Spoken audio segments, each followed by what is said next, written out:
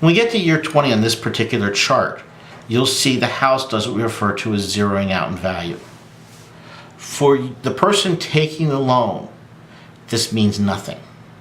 All that means is that there's no value left for your heirs. However, you would continue to have access to the credit line.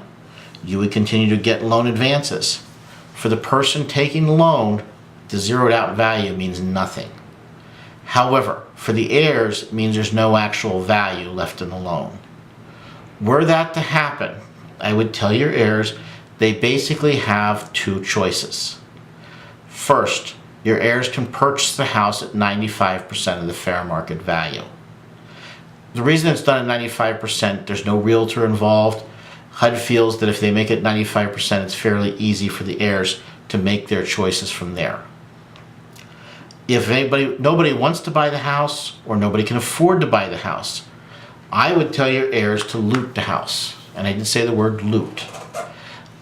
Anything not nailed down is theirs. Anything they can pry loose is not nailed down. Now, I would recommend leaving the fixtures. Bank's going to notice that the tubs, toilets, and the fixtures are missing. That's important. However, I would tell again your heirs, take it all. Keep it, give it away, sell it on eBay, whatever they want to do. Mail the keys back to the bank and call it a day. The bank is going to squeal like a stuck pig. They will scream, they will cry, they will stamp their feet and say, no, no, no, you heirs. It's your moral duty to sell this house for us. I don't know about you, but when a bank tells me about my moral duties, I start looking for very high hills to run towards. The bank's job is not to tell them their moral duties. The bank doesn't want to sell the house. Your heirs, if they're not getting anything out of it, why should they spend a lot of time trying to sell the house? It's a lot of work. So I would basically tell your heirs, not to sell the house, empty it out, and call it a day. Now, I will also add along those same lines. The bank will often tell you the house has to be broom cleaned. Again, it does not. This is your loan, not your heirs' loan. It is your responsibility, not your heirs' responsibility.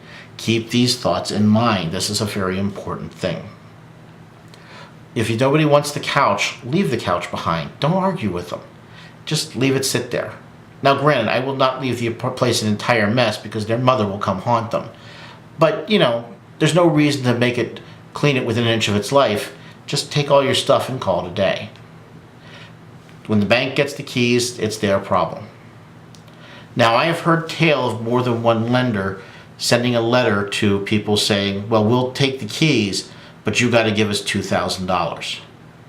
Your heirs need to be able to look the bank's person in the eyes and say, this is a non-recourse loan. What part of non-recourse don't you understand? As an heir, I owe you nothing more than the house itself. Why would I give you a penny, much less $2,000? The response that I've heard when this has happened has been, well, we'll put your parents' name in the paper and foreclose.